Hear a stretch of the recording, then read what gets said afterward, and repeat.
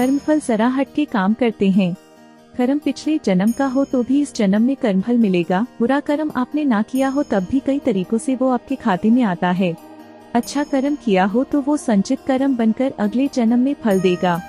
एक बार की बात है, एक दूर देश में एक संपन्न राजा हुआ करता था। उस राजा ने एक दिन 11 ब्राह्मणों को ब्रह्म भोज पर बुलाया। सभी ब्राह्मण महल के आंगन में भोज के लिए इकट्ठा हो गए।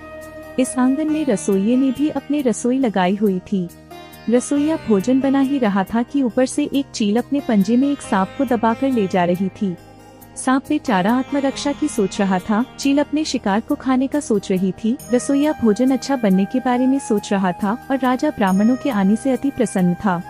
तभी अचानक सांप ने आत्मरक्षा में अपने फन से विष निकाला।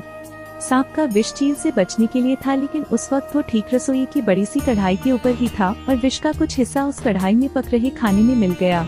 इस विष का किसी को कुछ नहीं पता था, इसीलिए राजा ने भोज में ये खाना परोसवा दिया। ब्राह्मणों ने जैसे ही खाना खाया उन सभी की मौत हो गई। राजा ब्रह्म हत्या के कारण बहुत दुखी हुआ। वह रसोइया भी समझ नहीं पाया कि आखिर क्या हुआ। ये सारी परिस्थिति देखकर यमराज भ्रमित हो गए। उनके लिए फैसला करना मुश्किल हो गया कि इस पाप कर्म का फल किसे मिलना चाहिए। वो राजा जिसको पता ही नहीं था कि खाना विषैला है, वो रसोइया जिसने खाना पकाया था लेकिन खाने में विष नहीं मिलाया, वह सांप जिसने आत्मरक्षा में विष उगला था, या वो चील जो राजा के आंगन से गुजर रही थी।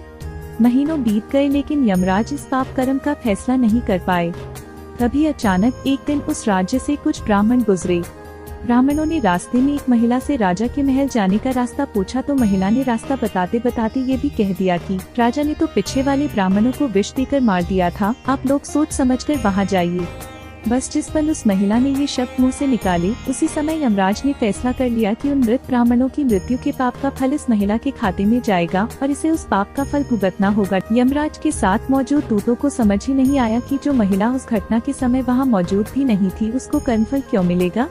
तब यमराज ने कहा कि देखो, जब कोई व्यक्ति पाप करता है तब उसे बड़ा आनंद मिलता है, पर उन मृत ब्राह्मणों की हत्या से ना तो राजा को आनंद मिला, ना ही उस रसोई को, ना ही उस सांप को आनंद मिला और ना ही उस चील को आनंद मिला, पर उस पाप कर्म की घटना को बुराई करने के भाव से बखानकर उस महिला को जरूर आनंद मिला। ये उस अनजाने पाप कर्म का फल अब इस महिला के खाते में जाएगा। अब आप सोचिए कि जब हम रस लेकर किसी की बुराई करते हैं तो कैसे अपने ऊपर पापों के कर्म चढ़ाते जाते हैं। जितना मजा लेकर हम बुराई करते हैं उनते ही पापी बनते जाते हैं। ऐसी ही रोचक जानकारियों के लिए जुड़े रहिए हमारे साथ और देखते रहिए दिव्य सुधा भक्ति की अमृत धारा और हमारे चैनल को सब्सक्राइब करना ना भूले।